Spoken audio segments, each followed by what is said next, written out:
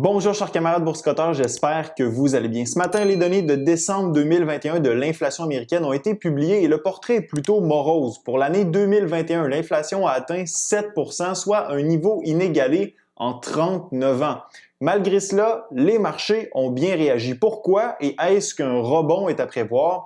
C'est ce que je vous explique dans cette vidéo. Mais avant de commencer, je dois vous parler du commanditaire de cette vidéo, Terrien CPA. C'est une firme comptable au service des PME innovantes qui est en affaires depuis plus de 30 ans. Ils peuvent aider votre entreprise avec vos états financiers, votre planification fiscale, dans la tenue de livres ou avec vos demandes de crédit d'impôt. Les PME choisissent Terrien CPA en raison de leur expertise, de leur prix compétitif, leur flexibilité et leur temps de réponse rapide. Si vous avez besoin de services comptables pour votre entreprise, je vous invite à les contacter en vous rendant sur leur site internet terrien-cpa.com, sur Instagram, Facebook ou YouTube, où ils ont un podcast, Les Éconos, qui aborde différents sujets touchant l'argent. Terrien CPA, ce sont des comptables innovants à votre service. L'inflation est sortie à 7 % sur une base annualisée, ce qui représente un record inégalé depuis l'été 1982. Assez impressionnant tout de même. Du côté des données mensuelles, l'augmentation a été de 0,5 % en décembre, ce qui représente une décélération par rapport à octobre et novembre. Est-ce que ça veut dire que l'inflation faiblira au cours des prochains mois? Vous connaissez mon opinion là-dessus. Selon moi, l'inflation va redescendre en cours d'année du fait que l'effet du dénominateur sera inversé. L'inflation sera calculée à partir des données élevées de 2021, que la pandémie va se dissiper, que les chaînes d'approvisionnement vont continuer de s'améliorer, que la Fed va resserrer sa politique monétaire et que le gouvernement va diminuer son stimulus fiscal. Elle restera élevée en janvier, février, mars et pourrait commencer à reculer à partir d'avril. Du moins, c'est ce que je pense. Il faut aussi prendre en compte le risque que la Chine soit affectée par les confinements. Ça pourrait foutre en l'air assez facilement mes prédictions. Malgré mon optimisme pour 2022, l'inflation est élevée et si la même méthodologie de calcul qu'en 1982 était utilisée, les données seraient fort probablement au nord de 10 % selon plusieurs figures du monde de la finance, considérant que l'équivalence en valeur locative n'existait pas à l'époque. La mesure controversée de calcul de l'augmentation des prix des loyers a été introduite en janvier 1983. En regardant les données de plus près, on réalise que les hausses de prix affectent les pans les plus importants de l'économie. L'inflation n'est plus limitée à certains secteurs nichés de l'économie, comme l'affirmait Jérôme Powell il y a quelques mois. Pour 2021, les prix de la nourriture ont grimpé de 6,3 %, les prix de l'énergie de 29,3 %, de l'essence de 49,6 %, des véhicules neufs de 11,8 %, des véhicules usagés de 37,3 %, des vêtements de 5,8 % et du logement de 4,1 %. Quoique cette dernière mesure est probablement la plus critiquée lorsque comparée aux hausses réelles observées dans différentes villes américaines qui sont largement supérieures à ce que rapportent les données officielles du Bureau of Labor Statistics. Maintenant, pourquoi les marchés ont-ils réagi plutôt positivement à ces données records en cours de séance aujourd'hui? Essentiellement parce que les données étaient exactement enlignées sur ce à quoi s'attendaient les analystes, c'est-à-dire 7 % pour la valeur annuelle et 0,5 % pour la valeur mensuelle.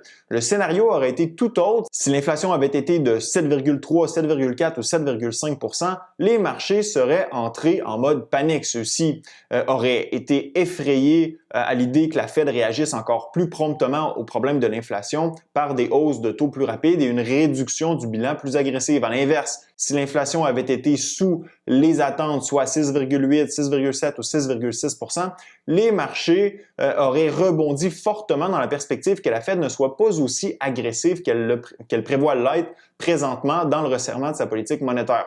Aucun de ces scénarios ne s'est présenté aujourd'hui, alors les attentes étant rencontrées, le statu quo persiste et il n'y a pas de raison de paniquer, même si l'inflation est à des niveaux records. Les marchés sont toujours en attente de clarification de la part de la Fed quant au calendrier des hausses de taux et sur la réduction de son bilan financier.